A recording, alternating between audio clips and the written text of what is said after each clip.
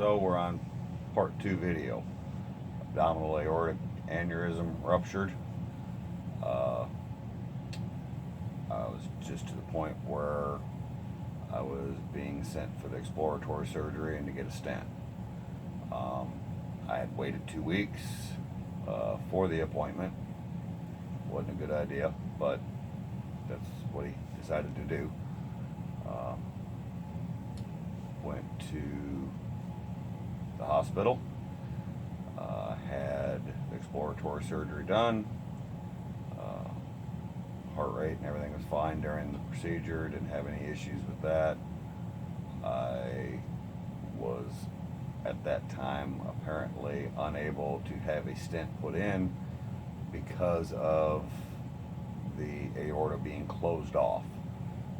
It was already cauterized, basically. I don't know what the terminology would be for it. Occluded. But it was no longer able to have a stent put through. They tried to go through my arm and go up this way. They tried to go through my groin and go up that way, and they weren't able to get through either way.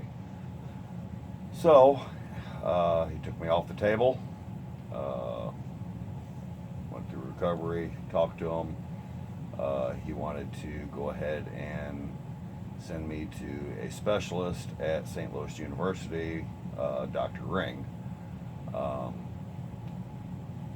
Went over and seen Dr. Ring. Dr. Ring was pretty well surprised that I was alive, let alone walking. He really didn't feel as though plastic tube triple bypass was a good idea. He was leery on wanting to do it. He told me I'd do it if I wanted to do it, which I listened to him talk, and the way he explained it was I would have to basically deal with another ruptured aneurysm every 5 to 6 years or so when I had to have repairs done on that. Stents have problems. They have to go in and have those redone, to where it made my likelihood of survival less. So I left from there. Still needed a surgery on my back above the steel cage that I have in it. Went ahead and got approval to get that done. Dr. Vest went ahead and did a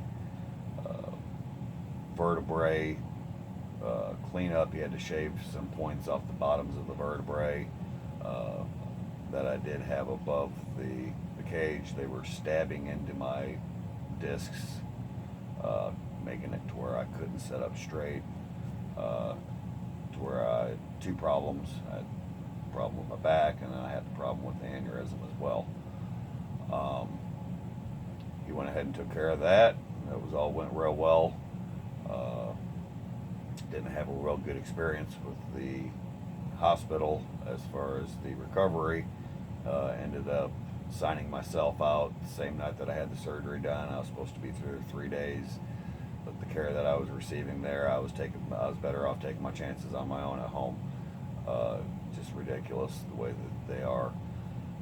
So here I am.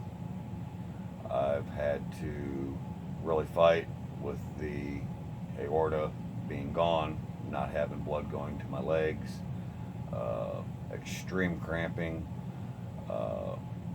Had to work myself to where I'm at. I used a TENS unit on my calves. Helps kind of pump the blood down to your legs. I used it for about 3 months, I guess it was, and then it seemed like it was trying to build muscle and causing more of a tension problem in my legs at that point than what it was helping. I quit using that. I would take aspirin on a regular. They had tried to give me some sort of a medication from Batar's office that was supposed to make things better. It made things worse. Still had problems laying down, legs cramping. I had to figure out the hard way that the more I did, the worse that night and the next couple of days were gonna be. The more walking I did, the more it hurt. The harder time I had sleeping. I'd get blood clots still when I would do that. Any type of extra walking that other than just walking from A to B around the house, which at first that was rough too. I couldn't go from the couch here to the kitchen without feeling the cramps and the pain, to where it wasn't easy, and it's still not.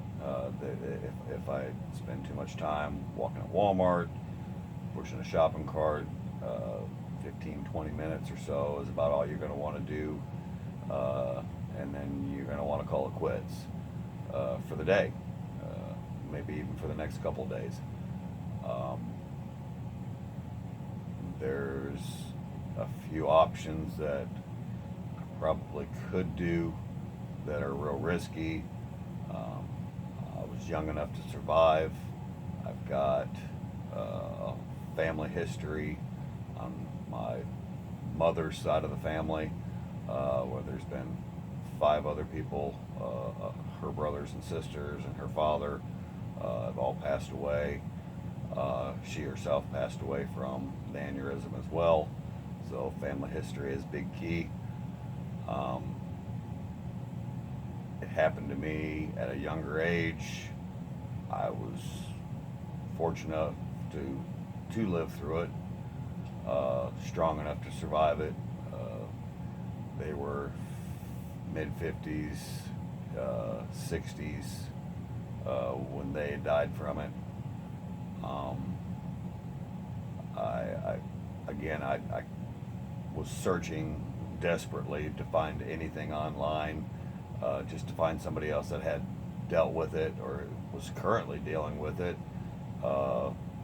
There really is nothing out there. There's nothing on YouTube. There's a few doctors that's got some pretty good reference points. You can look up reports from the Mayo Clinic. There's one from Harvard, a guy I remember reading about that had talked about it, and there's a lot of information on it, but there's really no one in particular that could really tell me what I was going to deal with or what I am dealing with. I'm still dealing with the problems, however, I am up. I still have the issues of like a foam in my stool. It seems like when I do too much walking. However, you can't just stop. If you stop, you're gonna die. If you sit and don't do anything, you're gonna die. It's gonna kill you. You gotta push yourself, but don't push too far. You gotta know your limits. Again, this is more for helping anybody else that's dealing with it, and it helps me to talk about it, to be able to get it off my chest. I'm still, fingers crossed, hoping that something's going to come along that's a little bit better than what's available. Maybe somebody can see this video and say, hey, I can fix that. That'd be awesome.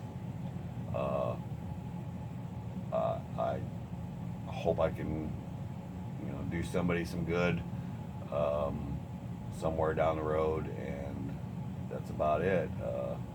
I don't know if there's any way I can give the people information. I'm going to post it on my Facebook page. Again, my name's William Johan. I'm here in Illinois, St. Louis area.